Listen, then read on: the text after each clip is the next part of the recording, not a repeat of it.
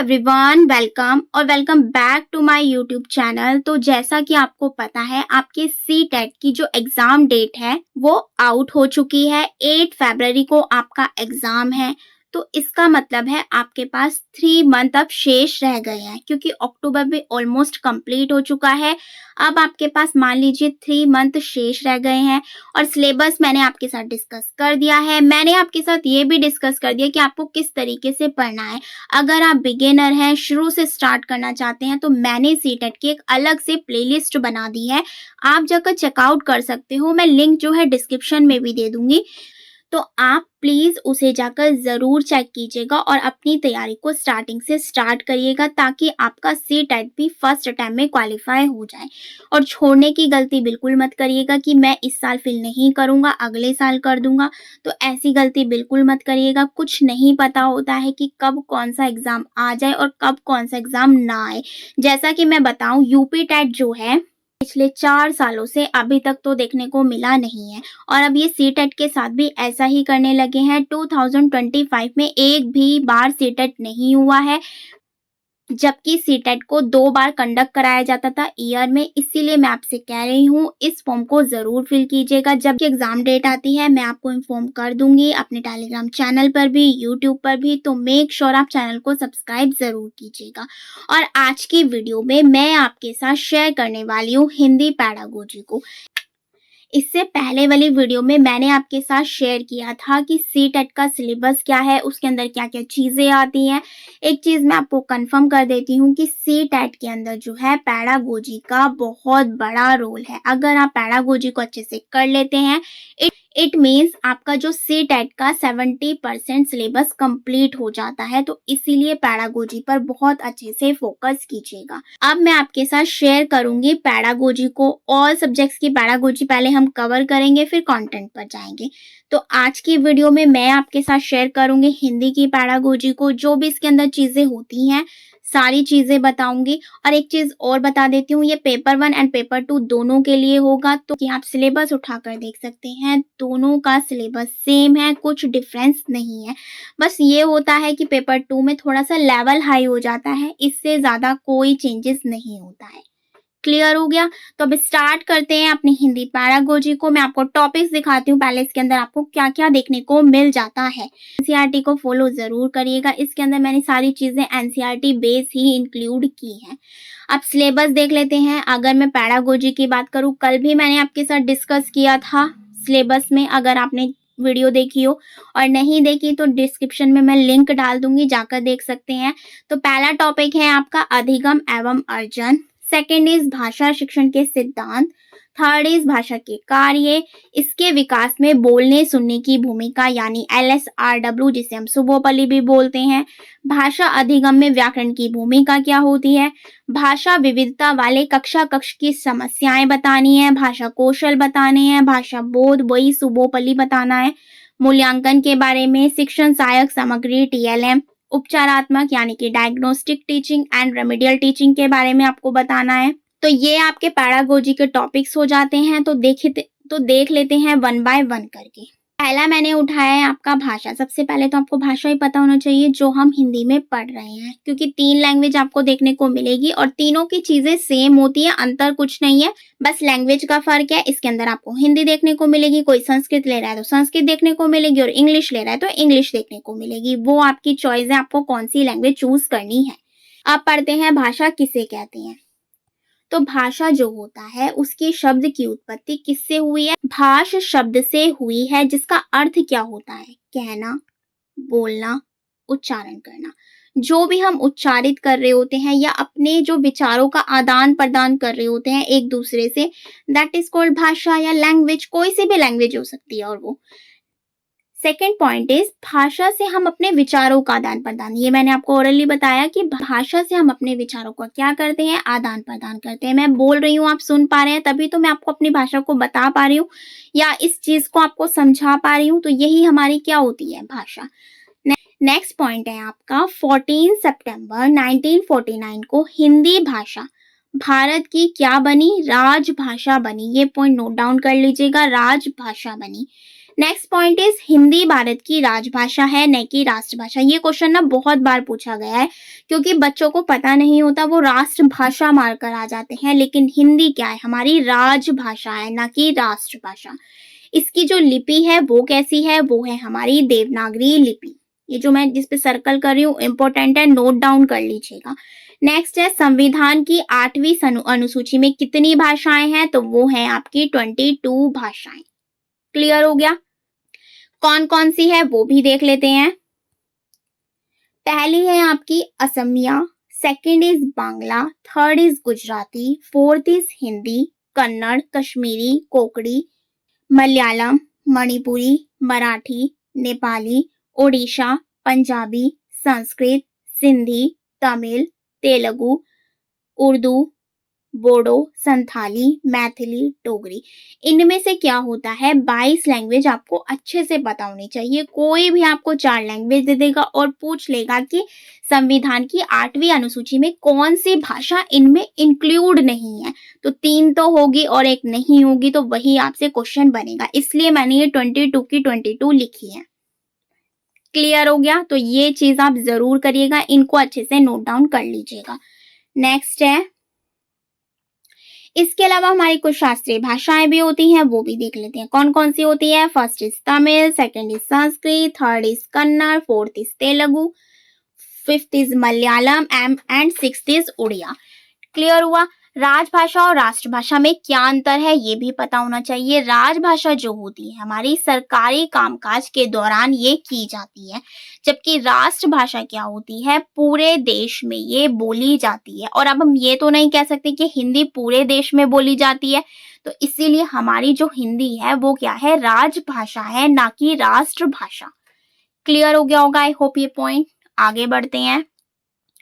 अब देखते हैं भाषा के रूप कितने होते हैं। तो भाषा के 3 रूप होते हैं। फर्स्ट इज मौखिक, सेकंड इज लिखित, थर्ड इज सांकेतिक।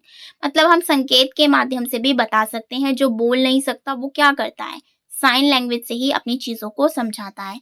मौखिक और लिखित आपको क्लियर होगा। मौखिक मतलब बोलना, लिखित मतलब लिखकर अपनी लैंग्वेज को समझाना। क्लियर हो गया। जो आजकल आप व्हाट्सएप पर भी करते हो चैट के माध्यम से, ये तो सबको क्लियर हो ही गया होगा। नेक्स्ट है आपका भाषा की प्रकृति। ये हर लैंग्वेज में आपको देखने को मिल जाता है कि नेचर क्या होता है लैंग्वेज का, तो ये चीज आपको पता होनी चाहिए। देखिए फर्स्ट है आपका भाषा नियमबद्ध व्यवस्था होती है, यानी पहले हम यानी कि सुनना सीखते हैं, सेकेंड इज बोलना सीखते हैं, थर्ड इज पढ़ना सीखते हैं एंड फोर्थ इज लिखना सीखते हैं। मतलब एक सीरियल वाइज चलती है, नियमबद्ध चलती है। भाषा संप्रेषण का माध्यम है, जिसके माध्यम से हम क्या करते हैं, विचारों का आदान प्रदान। ज्ञानार्जन का साधन है, ज्ञान लेते हैं। संस्कृति एवं सभ्यता के विकास में भी ये सहायक होता है। जिस भाषा अर्जित संपत्ति एवं सामाजिक वस्तु है। ये भाषा जो होते हैं हम अर्जित ही तो कर रहे होते हैं, ये तो नहीं है कि हम बचपन से ही बिल्कुल जब पैदा हुए तब से ही सीख गए। जब हम एटमॉस्फेयर में आए तभी तो हमने जाकर लैंग्वेज को सीखा। भाषा अनुकरणीय एवं परिवर्तनशील है। अनुकरण के माध्यम से हम क्या करते हैं, भाषा को सीखते हैं। एक दूसरे को जब अनुकरण करते हुए देखते हैं, जैसे पेरेंट्स बच्चों के सामने कुछ भी बोल रहे होते तो वो उसका अनुकरण करते हैं।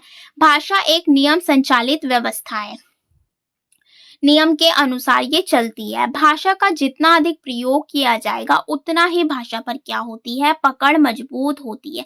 जितना ज्यादा आप लैंग्वेज के बारे में जानोगे, सीखोगे, उतना ज्यादा ही आप भाषा को बहुत अच्छे से बोल पाओगे या समझ पाओगे, कुछ भी कह सकते हो आप। भाषा कैसी होती है, सुव्यवस्थित होती है। मोस्ट इंपोर्टेंट है भाषा की प्रकृति। 4-5 पॉइंट दे देगा आपको, पूछ लेगा कि कौन सा नहीं है या कौन सा है, तो ये चीजें आपको अच्छे से पता होनी चाहिए। नोट कर सकते हैं आप, अभी आपके पास 3 मंथ है, इजीली सेल्फ नोट्स बनाइए, चीजों को करिए, कोई प्रॉब्लम वाली बात नहीं है। नेक्स्ट है भाषा अर्जन एवं अधिगम। मोस्ट इंपोर्टेंट टॉपिक लिख लीजिएगा, फेवरेट टॉपिक लिख लीजिएगा सीटेट का, तो इसे तो छोड़ना है नहीं। अंतर देखते हैं दोनों में होता क्या है, अर्जन क्या होता है, अधिगम क्या होता है, तो देखते हैं 1 बाय 1 करके। अंतर से ज्यादा अच्छे से क्लियर होगा, इसलिए मैंने इसे डिफरेंस फॉर्म में ही रखा है। पहला है आपका भाषा अर्जन। होता क्या है, भाषा अर्जन की प्रक्रिया सहज और स्वाभाविक होती है। कैसी होती है? सहज और स्वाभाविक, धीरे धीरे सीखी जाती है। आसपास, परिवार, समाज में रहकर सीखते हैं। इसे हम प्रथम लैंग्वेज यानी कि फर्स्ट लैंग्वेज भी बोलते हैं, जो कि हमारी मातृभाषा होती है, जो हम अर्जन अनुकरण से सीख रहे होते हैं। यह क्या है? एक प्राकृतिक प्रक्रिया है। मातृभाषा मैंने बोला, मातृभाषा भी बोल सकते हैं, क्षेत्रीय भाषा भी बोल सकते हैं, एज योर चॉइस। दूसरों का अनुकरण करके भाषा सीखी जाती है, क्योंकि हम इसे अर्जन कर रहे होते हैं, तभी तो हम उस चीज को सीख रहे हैं। कुल मिला के एक चीज हो सकती है कि जो आपके बचपन से आप सीखते आ रहे हैं ना, उसको आप अर्जित करते आ रहे हैं, दैट इज कॉल्ड भाषा अर्जन। इसे हम मातृभाषा के फॉर्म में भी रख सकते हैं। नेक्स्ट पॉइंट है आपका, इसमें किसी व्याकरण की आवश्यकता नहीं होती है। ये तो नहीं आप कोई लैंग्वेज बोल रहे हैं स्टार्टिंग से, जब आपने जन्म लिया तब से ही आपने ग्रामर सीख ली कि हाँ कोई वर्ड गलत नहीं होना चाहिए या बिल्कुल प्रोनाउंसिएशन सही होनी चाहिए, ऐसा तो नहीं है। तो इसके अंदर कोई भी ग्रामर का रूल नहीं होता। अनौपचारिक होती है, ये अवचेतन प्रक्रिया है, लिपि नहीं होती इसकी, कुछ भी नहीं लिपि होती कि हाँ इसके कुछ रूल्स हैं, रेगुलेशन है। जो मन में आता है वो हम बोल सकते हैं, अनुकरण कर सकते हैं, एक दूसरे को बात को समझा सकते हैं। नेक्स्ट है इंट्रा। इंट्रा का मतलब होता है खुद से हम बातचीत कर रहे होते हैं, और ये जो कॉन्सेप्ट है वो दिया है आपके प्याजे महोदय ने। क्लियर हो गया आपको भाषा अर्जन। अब देखते हैं भाषा अधिगम क्या होता है आपका। भाषा अधिगम की अगर मैं बात करूं तो ये है अभ्यास यानी प्रैक्टिस एंड प्रयास, इन दोनों के माध्यम से संभव है। अनुकरण से नहीं बोली जाती है, प्रैक्टिस से। अगर आप मान लीजिए हिंदी लैंग्वेज में बात करते हैं, आपको सीखनी इंग्लिश है, तो आपको उसकी कुछ चीजें पढ़नी पड़ेंगी, तभी जाकर आप उसे चीजों को कर सकेंगे। इसके अलावा भी आपको उसकी प्रैक्टिस करनी पड़ेगी। मान लीजिए आप नॉर्मल लैंग्वेज में हिंदी बोल रहे हैं और एकदम से तो नहीं आप इंग्लिश सीख सकते, जब तक कि आपके सामने वाला पर्सन भी आपसे वो सेम ही लैंग्वेज में बात ना करे, यानी प्रैक्टिस, एक तरह से प्रैक्टिस मैंडेटरी है, तो वो ना करे तब तक भाषा अधिगम नहीं होगा। इसमें व्याकरण की आवश्यकता होती है, क्योंकि हम इस चीज को सीख रहे हैं। इसे द्वितीय भाषा के नाम से भी जाना जाता है, जो हम कहाँ से सीखते हैं? विद्यालय से सीखते हैं। उसे प्रथम लैंग्वेज भाषा अर्जन को, जो मातृभाषा होगी, सेकेंड लैंग्वेज विद्यालय से सीखी जाती है। थर्ड है आपका जीवन भर चलने वाली प्रक्रिया है। भाई भाषा अधिगम तो हम कभी भी कहीं भी किसी से भी सीख सकते हैं, इसके लिए कोई पर्टिकुलर ये तो नहीं है कि एक टाइम के बाद रुक गई, ऐसा तो नहीं है। तो ये जीवन भर चलने वाली प्रक्रिया है। भाषा अधिगम में नियम और व्याकरण का प्रयोग किया जाता है, बहुत जरूरी है। अगर आप जैसे मान लीजिए अगर आपकी लैंग्वेज जो है वो हिंदी है और आप दूसरी लैंग्वेज सीखना चाह रहे हैं, तो उसके लिए तो आपको ग्रामर सीखनी ही पड़ेगी। हिंदी है, इंग्लिश सीखना चाहते हैं, तो ग्रामर जब तक उसके नहीं सीखेंगे तब तक उस लैंग्वेज को आप नहीं सीख पाएंगे। तो यही चीज इसमें बताई गई है भाषा अधिगम में। नेक्स्ट है औपचारिक होती है, जैसे कि आपकी भाषा अर्जन क्या थी? अनौपचारिक। चेतन प्रक्रिया होती है, इसकी अपनी लिपि होती है, खुद की लिपि होती है, खुद की लैंग्वेज होती है। नेक्स्ट है आपका इंटर यानी अंत है, ये किसी से भी इंटरेक्ट करके बात कर सकता है। इंट्रा में क्या था? खुद से, और इंटर में क्या है? अंत है। क्लियर हो गया। और ये जो कॉन्सेप्ट है इंटर का, ये दिया है आपके वाइगोत्स्की ने, इसे भी नहीं भूलना है, बहुत इंपॉर्टेंट है। इससे एक क्वेश्चन 101% बनेगा ही बनेगा, इसे छोड़िएगा मत। जो चीज मैं आपको पढ़ा रही हूँ बस नोट डाउन कर लीजिएगा, इसके अलावा आपकी पैडागोजी में कुछ नहीं आने वाला। क्लियर हो गया। पॉजिटिव और नेगेटिव टैग वर्ड्स भी करवाऊंगी, तो इसीलिए वीडियो को कंप्लीट वॉच जरूर कीजिएगा। नेक्स्ट टॉपिक है आपका भाषा अधिगम एवं अर्जन के संदर्भ में विद्वानों का मत क्या था, देख लेते हैं।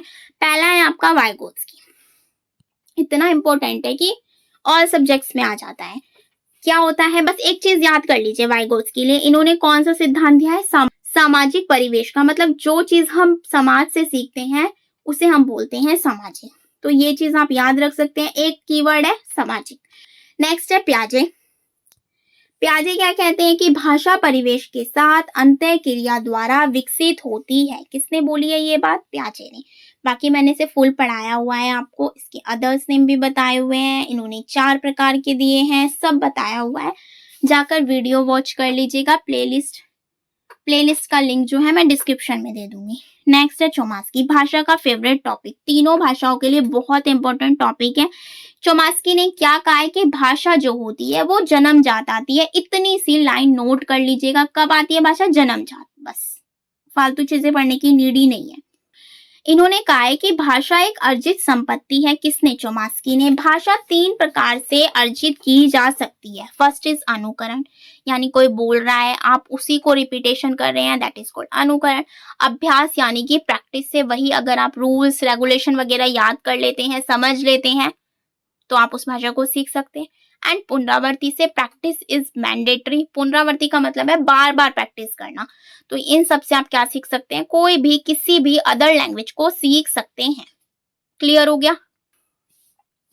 नेक्स्ट है आपके भाषा शिक्षण के सिद्धांत कौन कौन से होते हैं? तो वो होते हैं, पहला है आपका अभिप्रेरणा एवं रुचि का सिद्धांत। अभिप्रेरणा यानी कि मोटिवेशन।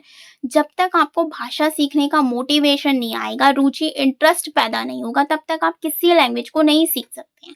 तो पहला सिद्धांत क्या कहता है? अभिप्रेरणा एवं रुचि का सिद्धांत। क्रियाशीलता, क्रियाशीलता होनी चाहिए। नेक्स्ट है अभ्यास, प्रैक्टिस इज मैंडेटरी।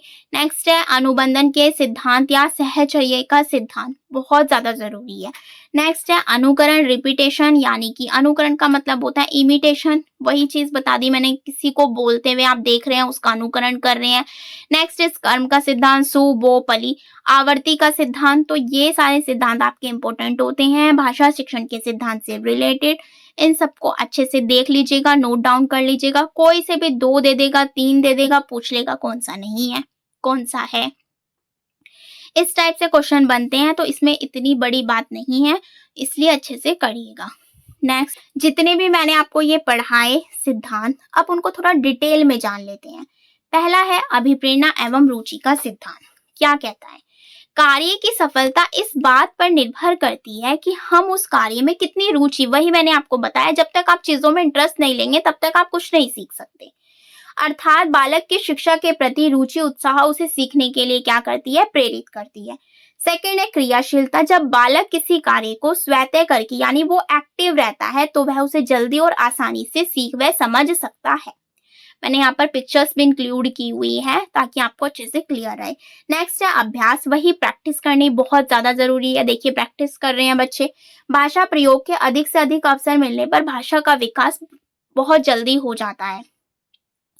नेक्स्ट है अनुकरण, यानी कि नकल करना। नकल करके ही हम सीखते हैं। किससे सीखता है बच्चा? परिवार, समाज आदि से अनुकरण करके सीखता है। इस सिद्धांत का प्रयोग बालक के आरंभिक शिक्षा में प्रभावी होता है। क्लियर हो गया? मैंने पिक्चर्स में इंक्लूड की हुई है, अच्छे से आप देख सकते हैं। नेक्स्ट है अनुबंधन के सिद्धांत का सहचर्या का सिद्धांत।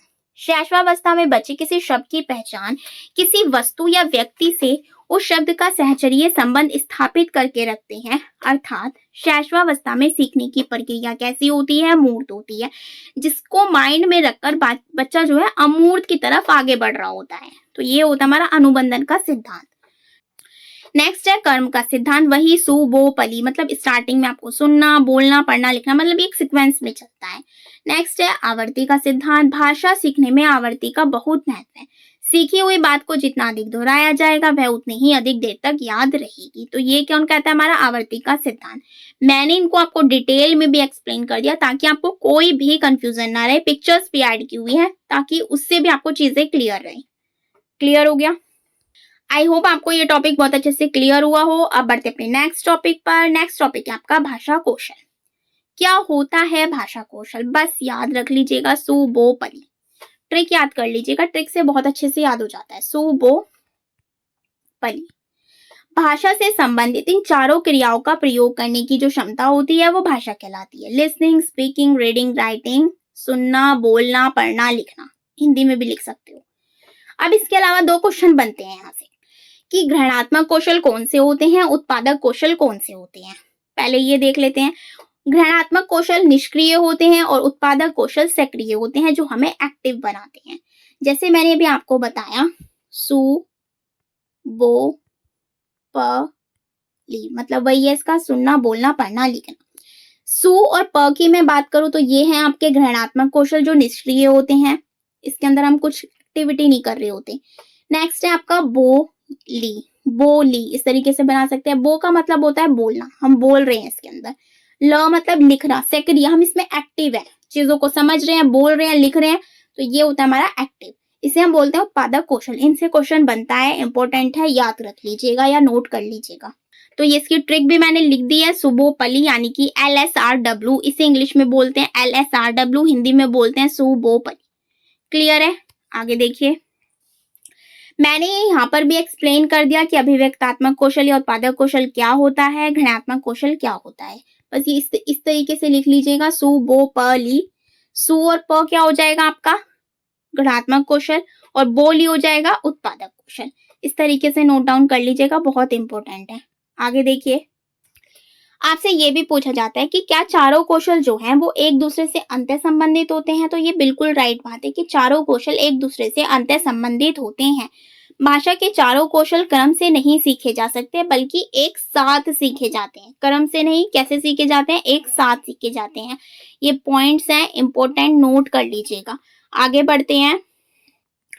सुबोपली का मीन्स बताया हुआ है, बताने की नीड है नहीं, बट मैं फिर भी एक बार रिपीट कर देती हूँ। सुनना, वही सुनकर अर्थ को ग्रहण करना। मौखिक, बोलना, बोलकर अपने विचारों को व्यक्त करना। पढ़ना, पढ़कर अर्थ ग्रहण करने का कौशल। एंड लिखना, विचारों को लिखकर व्यक्त करने का जो कौशल होता है उसे हम बोलते हैं लिखना। हो गया? आगे देखिए, नेक्स्ट है आपका पठन कौशल के प्रकार। This is very again important topic. 2 प्रकार के होते हैं, सस्वर एंड मौन। स्वर से पता चल रहा होगा आपको, स्वर सहित पढ़ते हुए अर्थ ग्रहण करने को हम क्या कहते हैं? सस्वर पठन। एंड मौन पठन क्या होता है? लिखित सामग्री को चुपचाप मन ही मन में पढ़ना, दैट इज कॉल्ड मौन पठन। मौन पठन में कम समय लगता है और ज्यादा चीजें पढ़ी जाती हैं, और सस्वर पठन में ज्यादा समय लगता है, कम चीजें पढ़ी जाती हैं, क्योंकि हम उसका अर्थ भी समझ रहे होते हैं साथ साथ में। क्लियर हो गया? इसके अलावा देखिए, अगर मैं बात करूं सस्वर पठन की, तो ये 2 टाइप का होता है, आदर्श और अनुकरण। आदर्श जो होता है वो टीचर्स के द्वारा किया जाता है। अनुकरण 2 प्रकार का होता है, व्यक्तिगत एंड सामूहिक। इसके अलावा अगर मैं बात करूं मौन की, तो ये 2 प्रकार का होता है, गंभीर एंड द्रुत वाचन। क्लियर है? आगे देखते हैं। पठन के प्रकार देखिए, स्कैनिंग, स्कीमिंग से क्वेश्चन बहुत बार बना हुआ है, 2-3 सालों से ज्यादा बन रहा है, तो अच्छे से देखिएगा। टाइप्स ऑफ रीडिंग भी बोलते हैं इसे। तो पहला है आपका स्कैनिंग। स्कैनिंग का मतलब होता है बारीकी से पढ़ना, but is called scanning. Next है स्कीमिंग। स्कीमिंग क्या होता है? सरसरी तौर पर पढ़ना। जैसे कि न्यूज़पेपर में आप आर्टिकल देख रहे हैं जॉब का, तो वो सरसरी तरीके से पढ़ रहे हैं, तो हम बोलते हैं स्कीमिंग। नेक्स्ट है इंटेंसिव रीडिंग। इसका मतलब होता है गहन पठन, बहुत ज्यादा चीजों को गहराई में जाकर पढ़ना। नेक्स्ट है एक्सटेंसिव रीडिंग, यानी कि विस्तृत पठन। जितनी भी चीजें लिखी हुई है ना न्यूज़पेपर में, वो सारी चीजें पढ़ डालना, that is called extensive reading. Clear हो गया? आगे देखिए, स्कैनिंग क्या होता है? बारीकी से पढ़ना। इसके बारे में देखिए, मैंने एग्जांपल लिखे हैं। विशेष जानकारी या तथ्य की तलाश करना, विशिष्ट जानकारी या शब्द को ढूंढना।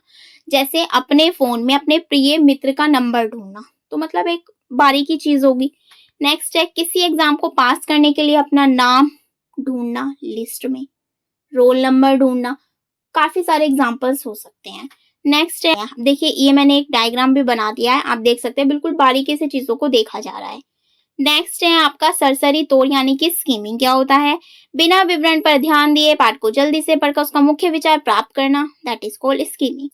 सामान्य विचार या सार समझना, मतलब कोई भी जैसा पैराग्राफ है आपने उसे जल्दी जल्दी पढ़ लिया, जैसे कि उसे बोलते हैं मौन पठन, फटाफट से पढ़ लिया और उसका एक छोटी सी स्टोरी भी बना दी उसके बारे में, दैट इज कॉल्ड स्कीमिंग। तेजी से पढ़ना ताकि पता चल सके काम किस बारे में है। क्लियर हो गया? मतलब एक बड़ी सी स्टोरी को पढ़ के एक छोटी सी स्टोरी में कन्वर्ट कर देना, that is called skimming. Clear हो गया? नेक्स्ट है, देखिए इसके मैंने एग्जांपल्स लिख दिए हैं। सोशल मीडिया पर प्रमुख हेडलाइंस को पढ़ना, जो जीके, मतलब जैसे कि हमें करंट पढ़ना होता है तो हम मेन लाइनें पढ़ लेते हैं, तो वही चीज बताइए। परीक्षा में बैठने से पहले नोट्स को जल्दी से देखना, बहुत बच्चे करते हैं, आप भी करते होंगे। नेक्स्ट है किसी किताब के परिचय और अध्याय की सूची को देखना। क्लियर होगी एग्जाम्पल से? आगे देखिए, गहन पठन या इंटेंसिव रीडिंग हम जिसे बोलते हैं, पाठ को विस्तार से पढ़कर गहरी समझ प्राप्त करना, सामग्री का विश्लेषण करना, जैसे परीक्षा के लिए पाठ्य पुस्तक का अध्ययन करना। कैसे करते हैं हम? गहरी तरीके से पढ़ के करते हैं। नेक्स्ट है व्यापक। एक्सटेंसिव रीडिंग क्या होता है? यह पठन धारा प्रवाह पर अधिक जोर देता है और सटीकता पर काम करता है। मैगजीन होगी, अखबार हो गया, जर्नल, कॉमिक्स, नॉवेल्स पढ़ना। इसके अलावा आर्टिकल्स जो भी होते हैं उन्हें हम बोलते हैं एक्सटेंसिव रीडिंग।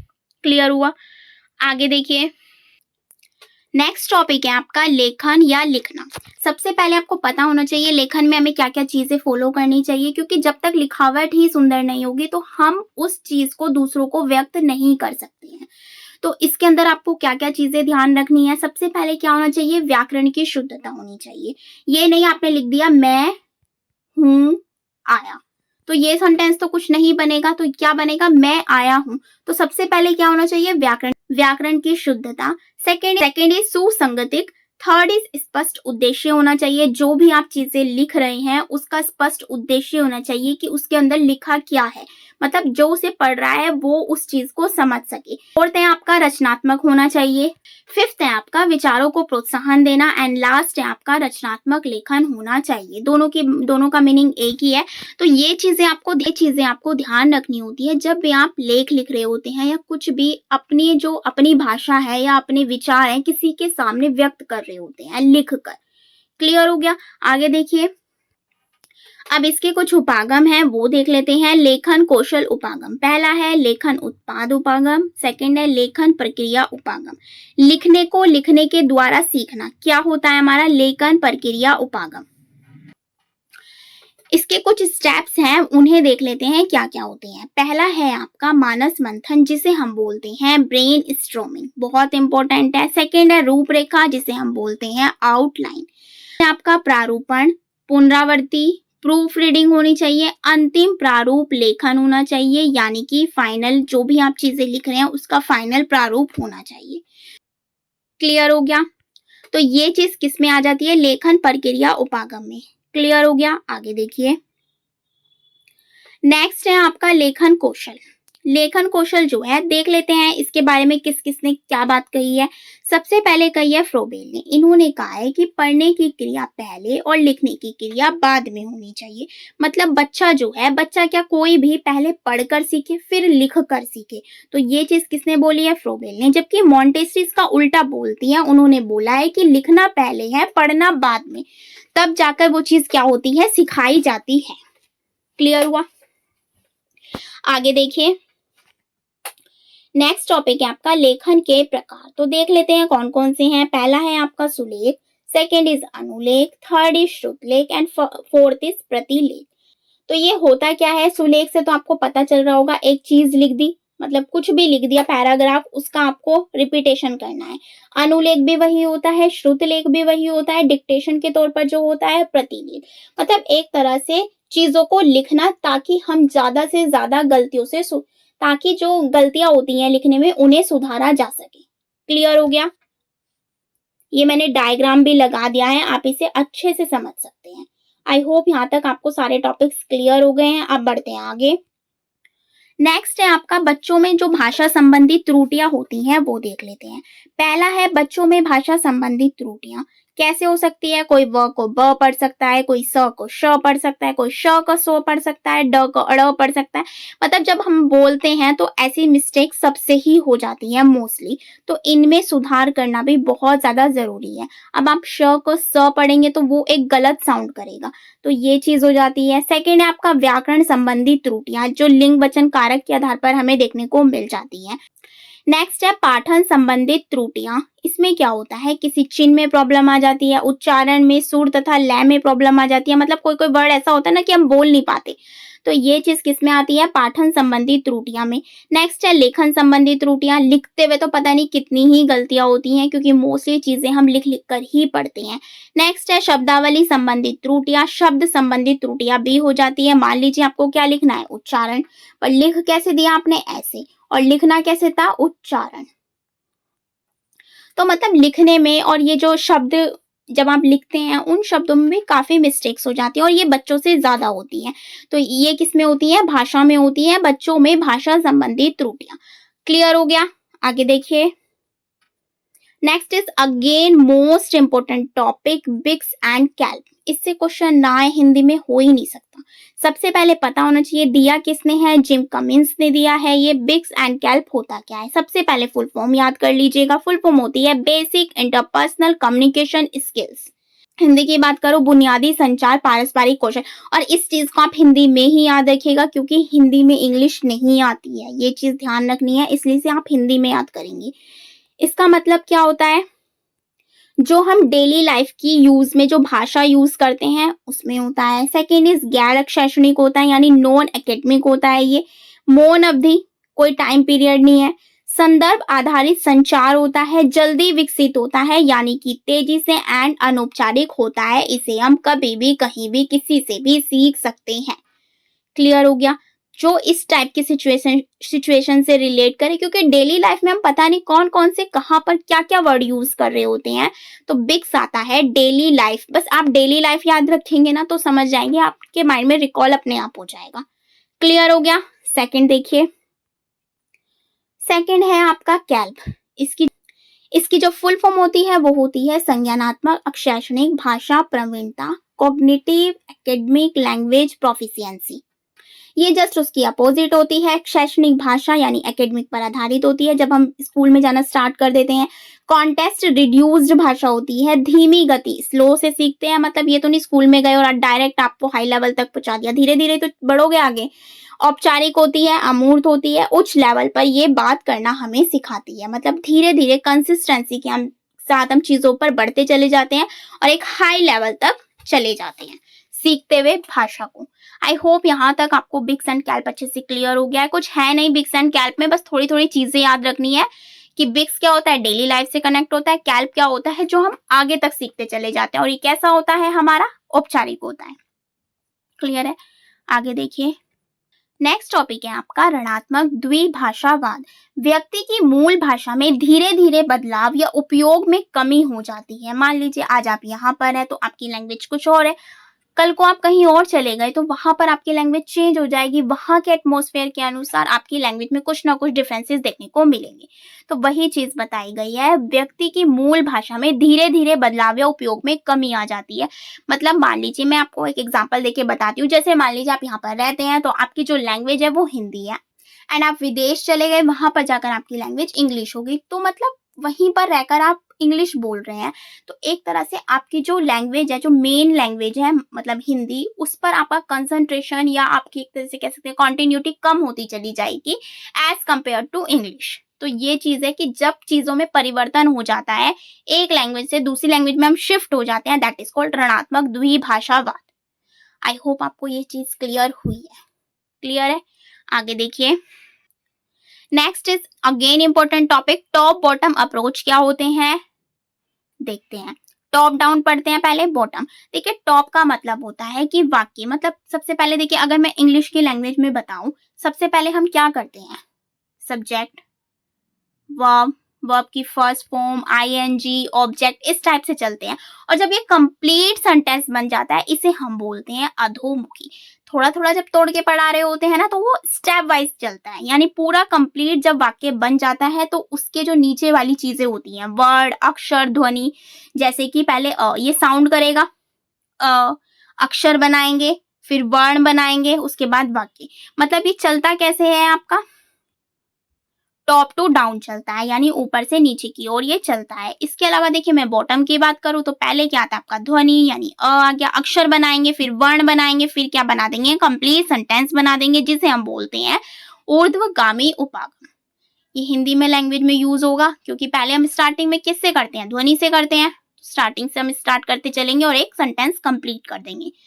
क्लियर हुआ? आगे देखिए, पढ़ लेते हैं इसे होता क्या है। शिक्षार्थी भाषा के अर्थ को समझने के लिए पृष्ठभूमि या पूर्व ज्ञान का उपयोग करता है जब वो वाक्य बना रहा होता है। शब्द के बजाय अर्थ पर ध्यान केंद्रित करते हुए वो चलता है। नेक्स्ट है तर्क, चिंतन, विचार, अनुमान लगाए जाते हैं, क्योंकि इसके अंदर वो कंप्लीट सेंटेंस बना चुका है। नेक्स्ट है कहानी, भाषा का समग्र रूप से देखना या अनुमान लगाना। कहानी का इसके अंदर बहुत ज्यादा मेन रोल कह सकते हैं, क्योंकि एक तरह से वो पैराग्राफ के रूप में होता है, सारांश के रूप में होता है, वाक्य के रूप में होता है। क्लियर हुआ? नेक्स्ट है आपका, देखिए नेक्स्ट अगर मैं बात करूं ऊर्ध्वगामी की, हर शब्द को महत्व दिया जाता है इसके अंदर, क्योंकि स्टार्टिंग से बिल्कुल ध्वनि से स्टार्ट करें, अक्षर, वर्ण, वाक्य बिल्कुल स्टार्टिंग से स्टार्ट करें। यह प्रक्रिया एक हिस्से से दूसरे हिस्से तक जाती है, रटने पर बल दिया जाता है, क्योंकि स्टार्टिंग से स्टार्ट कर रहे हैं। इसके अंदर आप क्या कर सकते हैं, डिक्टेशन कर सकते हैं, फिलअप, बहुविकल्पी जो ऑब्जेक्टिव टाइप प्रश्न क्वेश्चन होते हैं आपके, वो इसके अंदर इंक्लूड हो जाते हैं।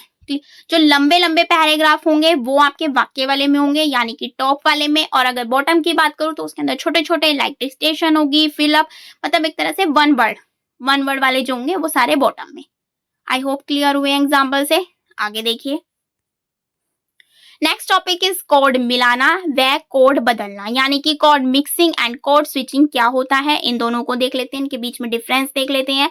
सबसे पहले पढ़ते हैं कोड मिक्सिंग, जिसे हम बोलते हैं कोड मिलाना, दो भाषाओं को मिक्स करना, जैसे कि मैं करके पढ़ाती भी हूँ आपको, इंग्लिश और हिंदी को मिक्स करके सम्मिश्रण करके पढ़ाना, that is called code mixing. Code switching क्या होता है, स्टार्टिंग में तो आप हिंदी बोल रहे थे, एकदम से ट्विस्ट के साथ आपने इंग्लिश को फ्लुएंटली बोलना स्टार्ट कर दिया, that is called code switching. इसके अंदर फिर आपने हिंदी नहीं यूज की, स्टार्टिंग में तो आप हिंदी बोल रहे थे लेकिन तुरंत आपका जो शिफ्ट है, आप एकदम से किस पर शिफ्ट हो गए, इंग्लिश पर शिफ्ट हो गए, और फिर कंटिन्यूटी से आप इंग्लिश ही बोलना स्टार्ट कर दिया, that is called code switching. लेकिन अगर मिक्स करके पढ़ा रहे हैं, that is called code mixing, मतलब हिंदी और इंग्लिश का मिक्स करके पढ़ा रहे हैं, जैसे मैं आपको पढ़ाती भी हूँ। कोड बदलना यानी कि कोड स्विच किसे कहते हैं, हिंदी से एकदम तुरंत इंग्लिश पर आ जाना, that is called code switching. I hope दोनों क्लियर हो गए हैं। पढ़ लेते हैं, दो भाषाओं को मिक्स करना दैट इज कॉल्ड सम्मिश्रण, जब बोलने या लिखने वाला एक दूसरे की भाषा में जानबूझकर बदलाव करता है, that is called code switching. जैसे एग्जाम्पल से समझते हैं, जैसे देखिए इसमें देखिए, मैं संडे को बाजार गया, मतलब इसने हिंदी के बीच में इंग्लिश का यूज कर दिया, मतलब दो लैंग्वेज को मिक्सअप कर दिया, that is called code mixing. मुझे एक अच्छे रेस्टोरेंट का पता बताइए, मतलब हिंदी के अंदर इंग्लिश इसके अंदर भी मिक्स है। और देखिए अगर मैं बात करूं कोड स्विचिंग की, सो जाओ, क्लोज योर आईज, इसका मतलब क्या है, हिंदी के बाद तुरंत आप इंग्लिश पर शिफ्ट हो गए, that is called code shifting. I hope example से क्लियर हुआ है आपको। सेकेंड एग्जाम्पल लिया हुआ है दिल मांगे मोर मूवी, किसने नहीं देखी कमेंट कर देना। मैंने यहाँ पर डायग्राम भी लगा दिए हैं ताकि आपको इससे भी और अच्छे से क्लियर हो जाए। एक लैंग्वेज के बाद तुरंत दूसरी पर शिफ्ट हो जाना, कोड स्विचिंग, और बीच बीच में हिंदी और इंग्लिश दोनों का यूज करना, कोड मिक्सिंग। नेक्स्ट है आपका भाषा विकास की विभिन्न अवस्थाएं, तो इसे देख लेते हैं, इंपॉर्टेंट है, याद रखना है। पहला है आपका क्रंदन, जिसे हम बोलते हैं क्राइंग, इसका जो मंथ होता है वो होता है 0 से 2 मंथ तक। इसके अंदर बच्चा क्या करता है, हाव भाव, शारीरिक गतिविधियां, रोता चिल्लाता रहता है, मतलब उसे कुछ भी चाहिए हो, वो रोएगा चिल्लाएगा, इस टाइप की हरकत करेगा, जिससे हम पहचान भी जाते हैं कि बच्चा क्या मांग रहा है या क्या कर रहा है। क्लियर है।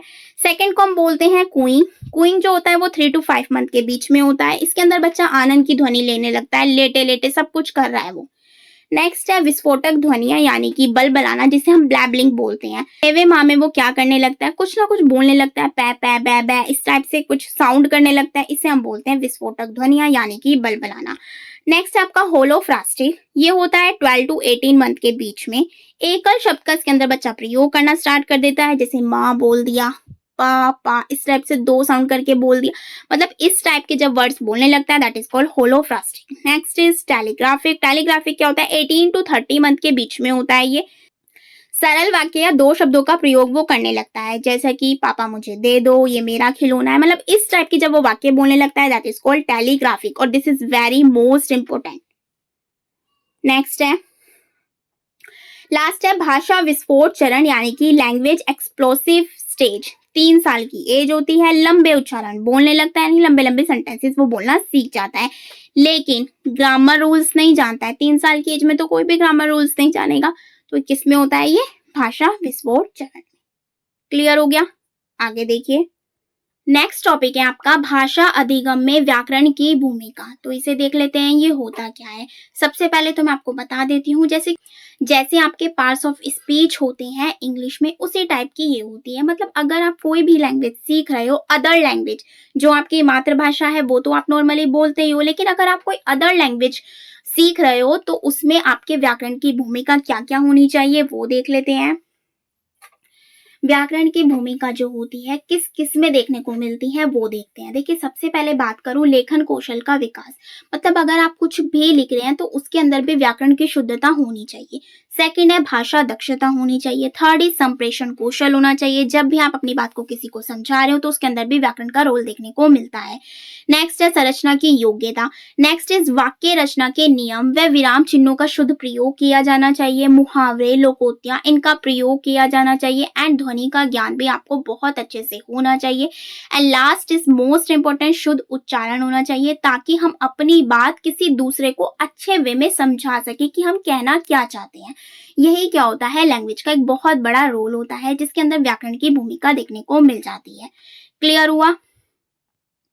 आगे देखिए, नेक्स्ट है आपका भाषा की सबसे छोटी इकाई। ये बहुत पूछा जाता है कि भाषा की सबसे छोटी इकाई क्या होती है, तो वो होती है ध्वनि। ये बहुत पूछा जाता है कि भाषा की सबसे छोटी इकाई क्या होती है, तो वो होती है आपकी ध्वनि, जिसे हम स्वनिम या फोनिम भी बोलते हैं। दोनों को आपको याद रखना है क्योंकि अब जो है ध्वनि की जगह ये दोनों वर्ड यूज होने लग गए हैं। नेक्स्ट है भाषा की अर्थपूर्ण सबसे छोटी इकाई।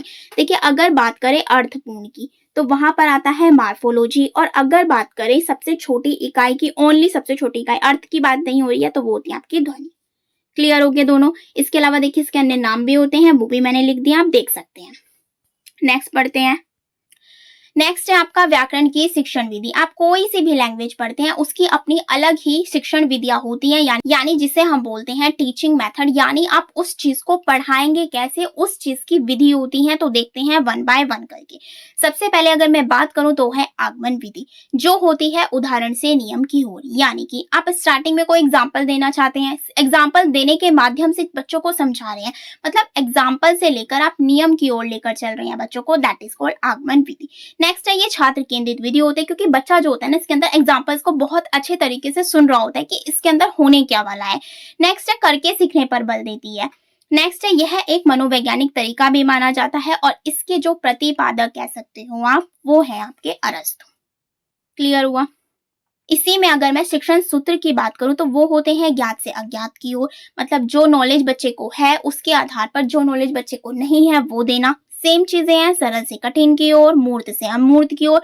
मूर्त अमूर्त भी मैं आपको समझा देती हूँ। मूर्त का मतलब है यानी कोई चीज आप यानी रियल टाइम पर वो चीज आप देख पा रहे हैं, यानी वो चीज जो है सामने ही आपके रखी हुई है, जिसे देखकर आप चीजों को समझ पा रहे हैं, मूर्त।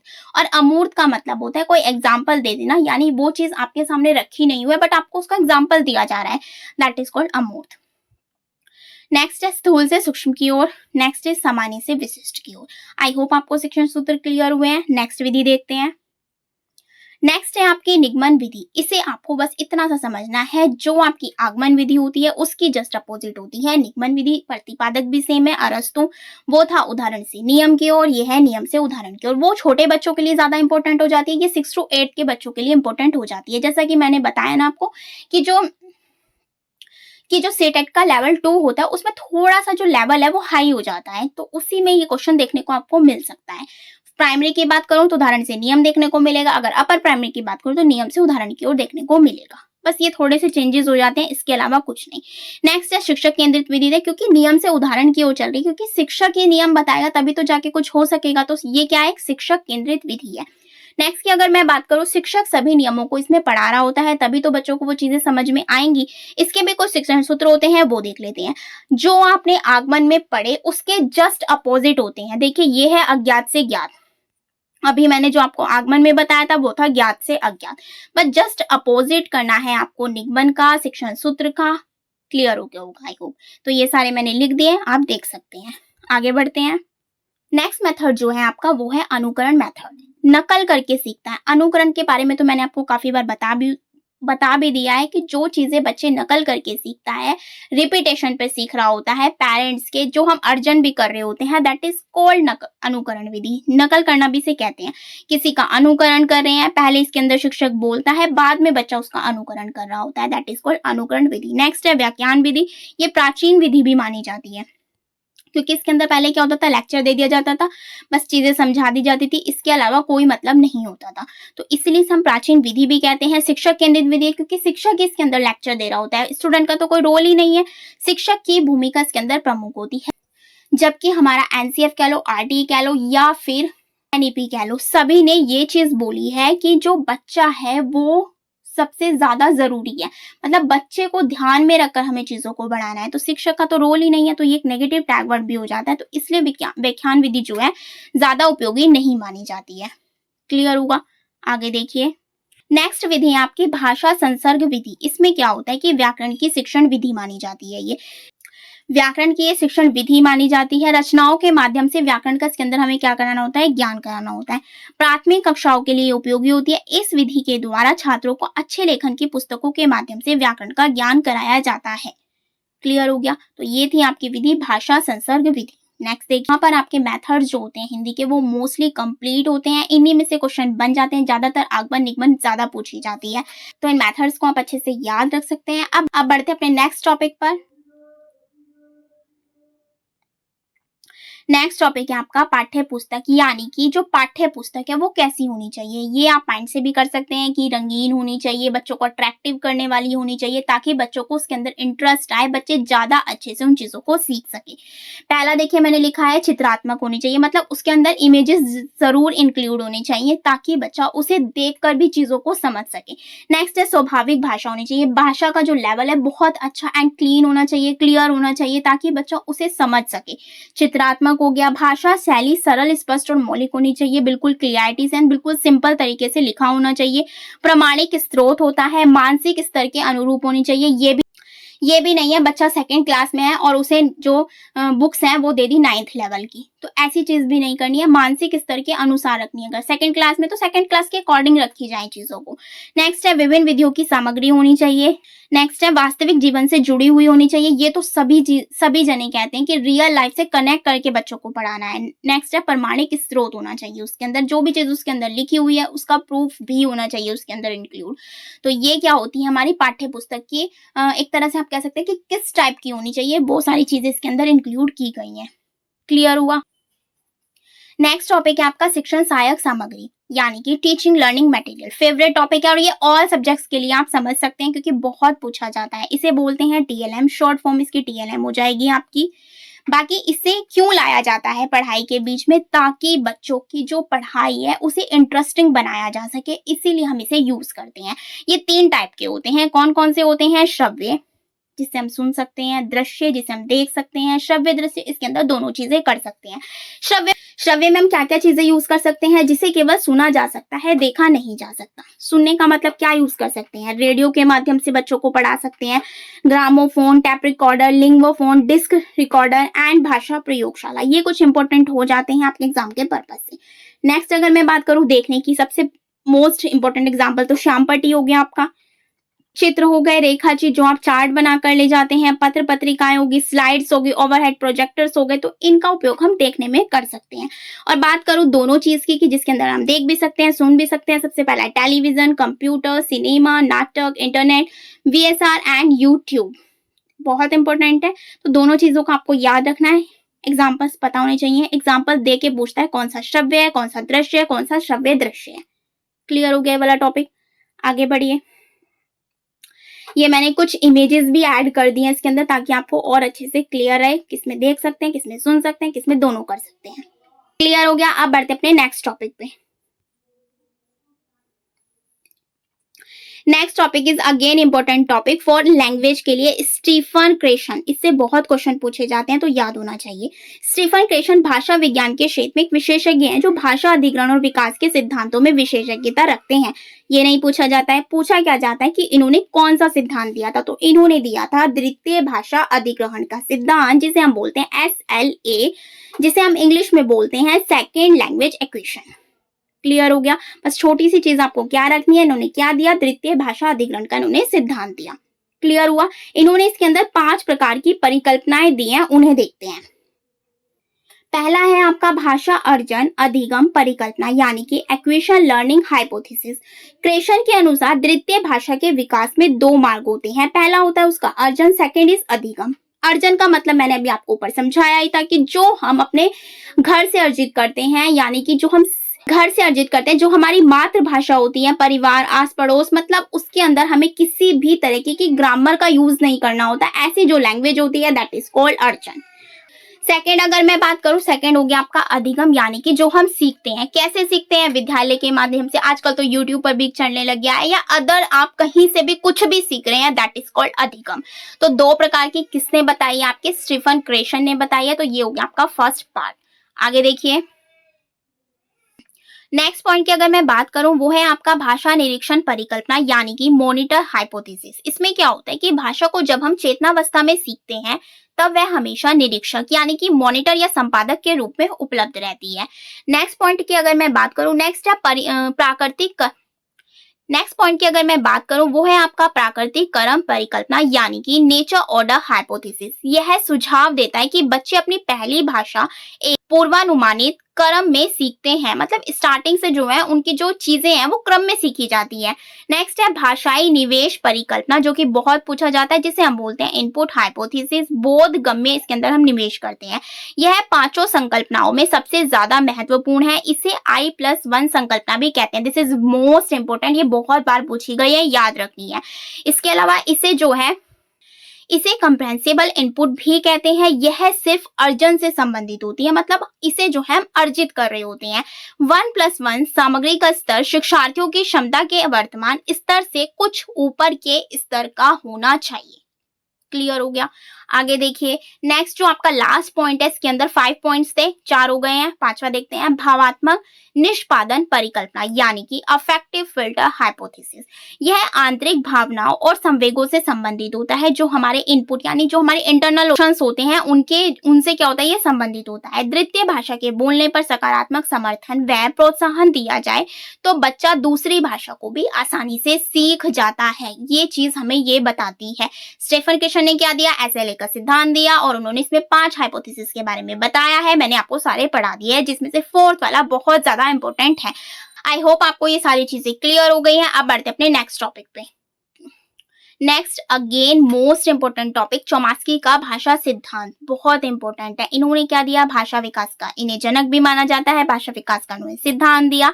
किसने दिया, चौमास्की ने दिया। इन्होंने कहा बालक में भाषा को सीखने की जो क्षमता होती है वो जन्मजात होती है। बस ये याद रख लीजिएगा, कैसी होती है, जन्मजात। इन्होंने 2 प्रकार के दिए हैं, देख लेते हैं कौन कौन से। फर्स्ट है आपका LED, मतलब 2 प्रकार के इन्होंने क्या बताया वो देख लेते हैं। पहला है आपका LED, जिसे हम बोलते हैं भाषा अधिग्रहण यंत्र, जिसे हम इंग्लिश में बोलते हैं लैंग्वेज एक्विजिशन डिवाइस। बहुत इंपॉर्टेंट है, फुल फॉर्म याद रखिएगा। LED क्या है, एक उपकरण है जो मस्तिष्क में पाया जाता है। बच्चों को भाषा के नियम तेजी से विकसित करने में सक्षम बनाता है। ये क्या कहते हैं इस चीज को, आप इसे अच्छे से समझिएगा कि ये बोलते हैं कि बच्चे के अंदर जो होता है ना, भाषा सीखने की जन्मजात क्षमता होती है। इन्होंने बताया कि बच्चे के माइंड में एक डिवाइस लगी होती है जिसे हम LED बोलते हैं। उसी के माध्यम से बच्चा जो है भाषा को सीखता है, मतलब उसे कोई और नहीं सिखाता, वो खुद से ही सीख जाता है। इन्होंने ये चीज बताई है। सेकंड चीज इन्होंने बताई है सार्वभौमिक व्याकरण। विश्व की सभी भाषाएं एक ही मूल व्याकरण यानी कि यूनिवर्सल ग्रामर से संबंध है, जिसे समझने में LED हमारी सहायता करता है, क्योंकि वो माइंड में बताई है इन्होंने। इसके अलावा आपसे 2 चीजें इसके अंदर पूछी जाती है। इन्होंने क्या दिया, भाषा विकास का सिद्धांत दिया। इसके अलावा कब बताई भाषा सीखने के लिए, जन्मजात। 2 प्रकार के कॉन्सेप्ट दिए हैं, LED एंड यूनिवर्सल ग्रामर के बारे में किसने बात की है, चौमास्की ने। आई होप आपको उसका सिद्धांत क्लियर हुआ है। जो चीजें मैं बता रही हूँ ना, प्लीज उसे नोट डाउन कर लीजिएगा, बहुत इंपॉर्टेंट है। इन्हीं से क्वेश्चन बनते हैं, अदर कहीं से नहीं बनते हैं। क्लियर हो गया? आगे देखते हैं। नेक्स्ट है आपका BF स्किनर, और जो ये मैं सिद्धांत पढ़ा रही हूँ ये आपके ऑल सब्जेक्ट्स के लिए हेल्पफुल है, किसी में भी आ जाते हैं, तो प्लीज इन्हें अच्छे से समझिएगा, नोट डाउन कर लीजिएगा as you choice. BF Skinner पढ़ते हैं आप। स्किनर ने सुझाव दिया कि बच्चे अपने माता पिता और आसपास के लोगों की भाषा का अनुकरण करके सीखता है। इन्होंने किस पर जोर दिया है, अनुकरण, पुनर्बलन एंड नकल करना। जो मैंने स्टार्टिंग में भी बताया था कि बच्चा जो होता है ज्यादातर अनुकरण करके सीखता है। ये कैसे थे, व्यवहारवादी हैं। क्लियर है? तो इनके बारे में बस यही आता है कि इन्होंने क्या दिया, पुनर्बलन का सिद्धांत दिया, ये भी लिख सकते हैं। अनुकरण, नकल करने की बात किसने कही, आपके BF स्किनर ने कही है। बाकी जो इसकी मेन चीजें हैं वो आप CDP में पढ़ चुके हैं, मैंने आपको पढ़ा दी है, आप जाकर देख भी सकते हैं। मैंने आपको सारी चीजें बताई हैं, क्योंकि सिद्धांत ऐसी चीज है वो ऑल सब्जेक्ट्स के लिए हेल्पफुल है। मैं बार बार रिपीट करती हूँ कि जो सिद्धांत होते हैं आपको वो ऑल सब्जेक्ट्स में हेल्प करते हैं। तो आपको अगर आप एक जगह से कर लेते हो तो आपके ऑल सब्जेक्ट्स में हेल्प हो जाती है। नेक्स्ट टॉपिक इज भाषा शिक्षण में आकलन व मूल्यांकन। Next again important topic, assessment and या इवैल्यूएशन हम किसे कहते हैं वो पढ़ लेते हैं। पहला है आपका आकलन। आकलन क्या होता है ये जान लेते हैं। थोड़ी सी मैं छोटी छोटी चीजें बता रही हूँ ना, उसे नोट कर लिया कीजिए ताकि आपको आगे तक रिमाइंड रहे। पहले पढ़ते हैं आकलन के बारे में। आकलन क्या होता है, आकलन के बारे में क्या क्या चीजें होती हैं वो पढ़ लेते हैं। किसी के बारे में जानकारी इकट्ठा करना, दैट इज कॉल्ड आकलन। यानी उसका असेसमेंट करना। अगर आप क्लास में बच्चों को पढ़ा रहे हैं और उसके बारे में जानकारी इकट्ठा कर रहे हैं कि उसने कहाँ तक पढ़ा, कैसे पढ़ा, उसमें क्या इंप्रूवमेंट किया जा सकता है, सारी चीजों के बारे में जो हम जानकारी इकट्ठा कर रहे होते हैं, दैट इज कॉल्ड असेसमेंट। अधिगम कैसा चल रहा है आकलन से पता चलता है। जैसे मैंने भी आपको बता दिया एग्जाम्पल के लिए, गुणात्मक व मात्रात्मक ये दोनों होता है। आकलन एक संक्षिप्त प्रक्रिया है, विद्यालयों के प्रदर्शन स्तर की ये जांच करता है। ये हमें यह भी बताता है कि विद्यालय में जो चीजें सिखाई जा रही हैं वो बच्चों के सीखने के अनुरूप है या नहीं है, कहाँ तक किसका इंप्रूवमेंट हो सकता है, कहाँ तक नहीं हो सकता है। दोनों चीजों के बारे में हमें ये जानकारी देती है कौन, असेसमेंट यानी कि आकलन। आगे है आपके आकलन के प्रकार, बहुत इंपॉर्टेंट है हर सब्जेक्ट के लिए। कौन कौन से होते हैं, फॉर्मेटिव एंड समेटिव। देखते हैं क्या क्या होता है। अगर मैं बात करूं फॉर्मेटिव की, तो फॉर्मेटिव क्या होता है, पढ़ाई के दौरान किया गया आकलन। एग्जाम्पल देके समझाती हूँ। जैसे कि आप क्लास में टीच कर रहे हैं और साथ ही साथ में बच्चों का फीडबैक भी ले रहे हैं, that is called formative assessment. इसे हम रचनात्मक, निर्माणात्मक या सीखने के लिए आकलन भी बोलते हैं। तीनों इंपॉर्टेंट है, प्लीज अच्छे से नोट डाउन कर लीजिएगा, लिख कर लीजिएगा। क्लियर हो गया। अब बढ़ते हैं अपने नेक्स्ट पर। देखिए, दो चीज मैंने लिख दी है, पढ़ाई के दौरान किया गया आकलन या बच्चों के बारे में जानने का ये बेस्ट तरीका भी है कि हम उन्हें जो पढ़ा रहे हैं क्या उन्हें समझ में आ रहा है या नहीं आ रहा है, ये चीज हमें ये भी बताती है। क्लियर हो गया। नेक्स्ट है आपका योगात्मक, जिसे हम संकल्पनात्मक आकलन या समेटिव असेसमेंट या सीखने का आकलन भी कहते हैं, जो कि हम साल के अंत में करते हैं। मतलब पूरे साल आपने जो भी पढ़ाया और लास्ट में एग्जाम ले लिया, दैट इज कॉल्ड समेटिव आकलन। जैसे कि देखिए, बच्चा एग्जाम दे रहा है, मतलब लास्ट में जो आप एग्जाम ले रहे हो, दैट इज कॉल्ड समेटिव आकलन। इसे हम वार्षिक परीक्षा में भी काउंट कर सकते हैं। क्लियर हो गया। आगे देखिए, नेक्स्ट है आपका निदानात्मक आकलन। देखिए, दो प्रकार के होते हैं, एक निदानात्मक, एक उपचारात्मक। निदानात्मक पढ़ते हैं, फिर उपचारात्मक बताऊंगी। निदानात्मक का मतलब होता है बच्चे की कठिन समस्याओं का पता लगाना। मतलब बच्चे को जो भी कठिनाइयां आ रही हैं, कमियां आ रही है पढ़ाई से रिलेटेड, उनके बीच में जो आप चीजों का पता लगाते हैं, that is called diagnostic assessment या निदानात्मक आकलन। आप देख भी सकते हैं, ये बच्ची पढ़ाई कर रही है, इसके बीच में जो भी चीजें होंगी, कमियां होंगी, ऐसा कुछ समझ में नहीं आया होगा, तो जब आप उसका उपचार करेंगे तो दैट इज कॉल्ड उपचारात्मक शिक्षण। वो भी पढ़ाऊंगी आगे की साइड। अभी अपना नेक्स्ट टॉपिक देखते हैं। नेक्स्ट है मूल्यांकन। जैसे आपको मैंने आकलन पढ़ाया, आप देख लेते हैं मूल्यांकन। मूल्यांकन क्या होता है, सीखने सिखाने की निश्चित अवधि के बाद बच्चों के वास्तविक उपलब्धि स्तर की जांच करना मूल्यांकन कहलाता है। समझ में तो नहीं आया? आपको जो भी चीजें पढ़ाई जाती हैं या कुछ भी सिखाया जाता है, जब आप उसका इवैल्यूएशन कर रहे होते हैं, दैट इज कॉल्ड मूल्यांकन। विद्यार्थियों के उपलब्धि, शिक्षण विधि व शिक्षण उद्देश्यों की जांच करना हम क्या बोलते हैं, इवैल्यूएशन।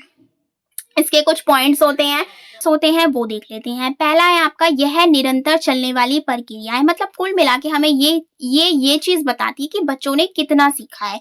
ये हमें किस में पता चलता है, मूल्यांकन में। अगर मैं आकलन की बात करूं तो उसमें हम जानकारी को इकट्ठा करते हैं कि बच्चा किस लेवल पर है, वो क्या सीख रहा है, उसे क्या समझ में आ रहा है, क्या नहीं आ रहा है। ये सारी चीजें हम किस में सीखते हैं, आकलन में। मूल्यांकन में क्या करते हैं कि बच्चे ने कितना सीख लिया है, तो ये हम चीज करते हैं मूल्यांकन में। इसके कुछ पॉइंट्स है वो देख लेते हैं। पहला है, यह निरंतर चलने वाली प्रक्रिया है। सेकंड इज मात्रात्मक, यानी कि क्वांटिटेटिव एंड क्वालिटेटिव दोनों प्रकार की होती है। निर्णयात्मक प्रक्रिया है, शैक्षिक लक्ष्यों की प्राप्ति का ये पता लगाती है।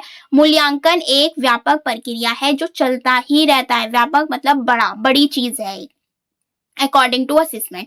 नेक्स्ट है मूल्यांकन के उद्देश्य। इसके उद्देश्य क्या है कि बच्चे का ओवरऑल डेवलपमेंट किया जाता है, चहुमुखी विकास किया जाता है, उपचारात्मक शिक्षण प्रदान किया जाता है। बच्चे को कोई भी कठिनाई समस्या आ रही है, उसका उपचार किया जाता है, उसे उपचारात्मक शिक्षण दिया जाता है। नेक्स्ट है बच्चों की प्रगति में ये सहायक होती है। नेक्स्ट है योग्यताओं, कुशलताओं एंड रुचियों आदि का इसके अंदर पता चलता है। जब भी हम बच्चे का मूल्यांकन कर रहे होते हैं, हमें उससे पता चल जाता है कि किसके अंदर कितनी योग्यता है, किसकी कितनी कुशलता है, एंड उसके रुचि, इंटरेस्ट के बारे में भी पता चल जाता है कि उसे क्या चीज सीखने में इंटरेस्ट आ रहा है। तो उसी के अकॉर्डिंग हम चीजें करते हैं। अब देखिए, मैंने छोटा सा नोट भी लिख दिया है कि आकलन और मूल्यांकन दोनों का उद्देश्य बच्चों की क्षमता, अनुभूति और अधिगम का मापन करना होता है। आकलन के बाद मूल्यांकन किया जाता है और मूल्यांकन जो होता है हमारा व्यापक होता है। ये चीज माइंड में बिठा लीजिएगा, लिख लीजिएगा, वो आपकी चॉइस है।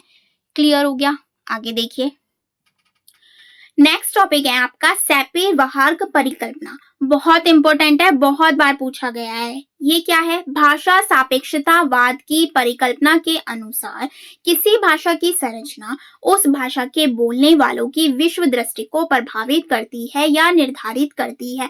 ये पूछा जा सकता है कि भाषा सापेक्षतावाद की जो परिकल्पना है वो किसने दी है? तो वो दी है आपके सैपिर-वाहक ने। तो इस चीज को याद रखिएगा। इसके अलावा इन्होंने क्या कहा है कि इस सिद्धांत के अनुसार प्रत्येक व्यक्ति अपनी भाषा के माध्यम से विश्व को देखता और समझता है।